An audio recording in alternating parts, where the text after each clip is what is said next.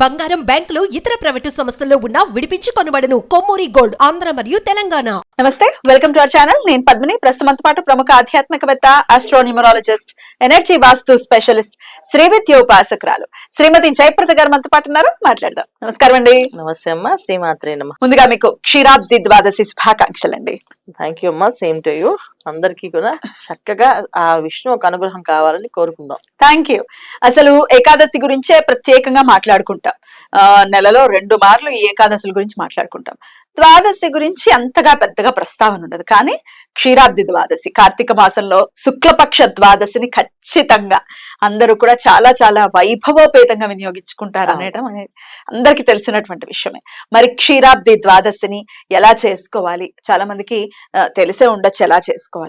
మరి కొత్తగా ఇప్పుడే మొదలు పెట్టాలనుకుంటున్నామండి. అసలు ఎందుకు చేయాలి అంటే ఏం చెప్తారు?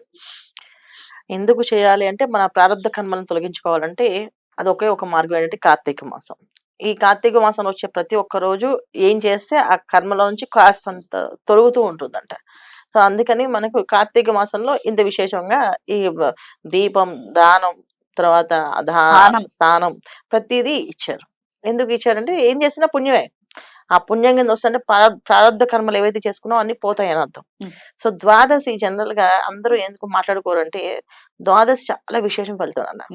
ద్వాదశి రోజు చక్కగా విష్ణు సహస్రనామం 5 సార్లు పారాయణ చేయించి 11 మంది బ్రాహ్మణులకి భోజనం పెడితే సంవత్సరం పాటు గ్రహశాంతి జరుగుతుందంట ఒక గ్రహానికి. ఇంకేమీ చేయాల్సిన అవసరం లేదు యాక్చువల్ గా అయితే కదా.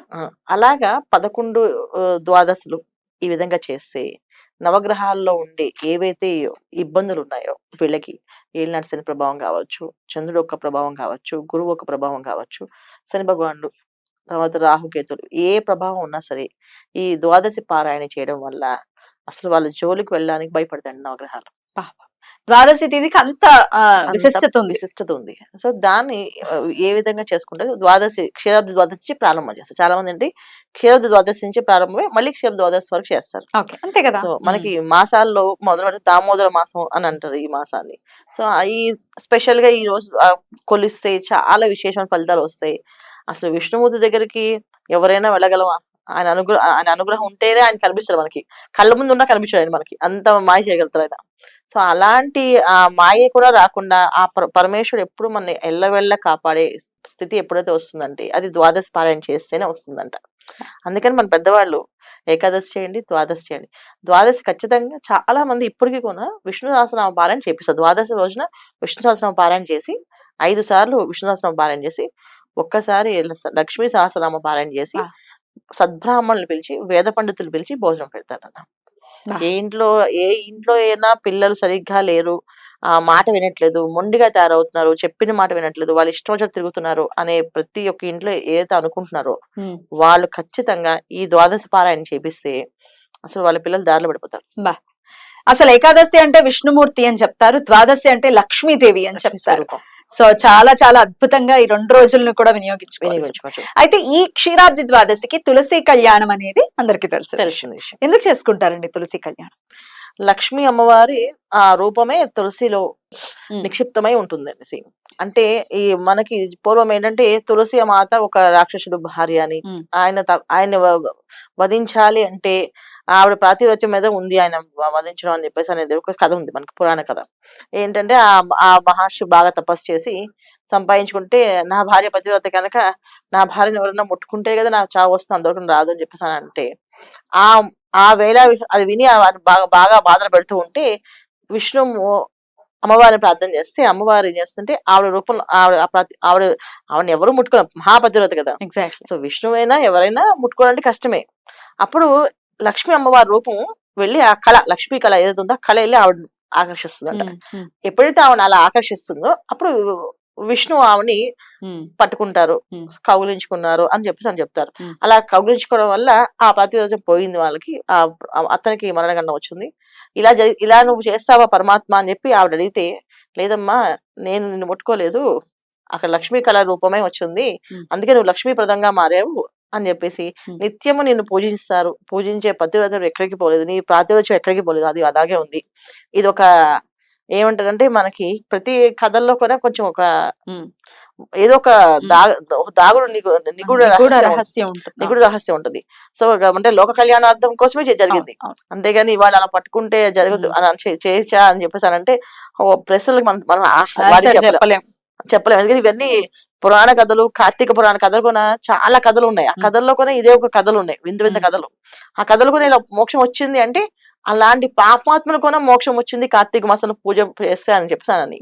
అలాగా ఈవెన్ అలా కౌలించుకోవడానికి ఆ మహాపతివ్రతగా ఆవిడ తులసిగా పవిత్రమైనగా మారిందని, అందుకే ఆ తులసి దళం లేకుండా ఏ కార్యక్రమం విష్ణు కార్యక్రమంలో జరగవని వరం ఇచ్చేసారు.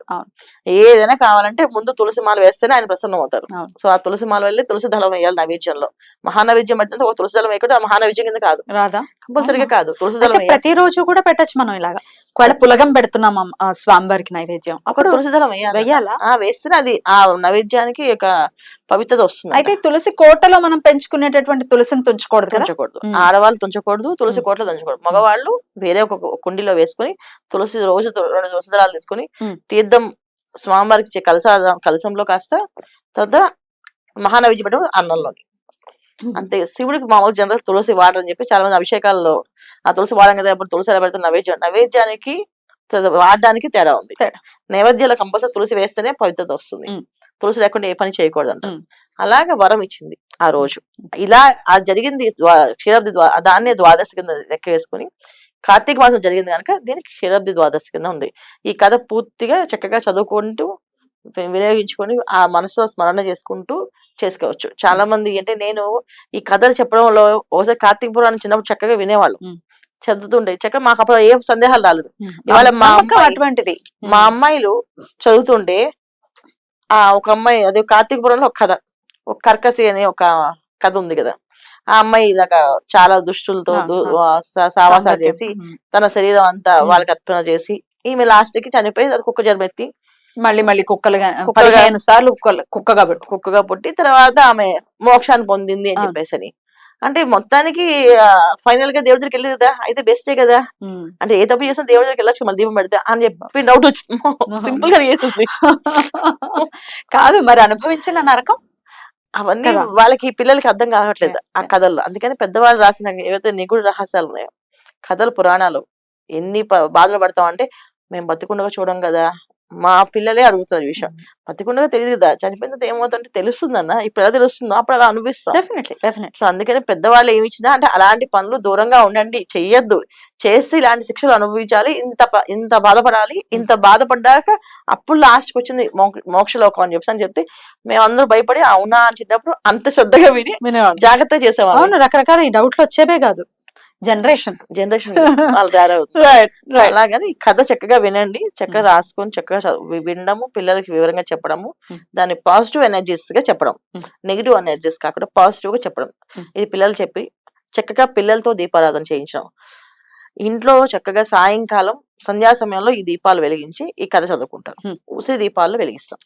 ఉసిరి దీపం ఎలా పెట్టాలండి? ఇప్పుడు ఉసిరికాయకి అది కొంచెం ఏమైనా హోల్ లాగా చేసి పెట్టాలా, ఎలా పెట్టాలండి? మామూలుగా ఉసిరిని కొంచెం హోల్ చేసి పెట్టాలి, నెయ్యి వేయాలి, దాని లోపల నెయ్యి వేయాలి, కాస్త ఒత్తు కాలాలి, ఉసిరి లోపలికి వస్తే కాలాలి, అలా కాలేటట్టుగా వెలిగించాలి.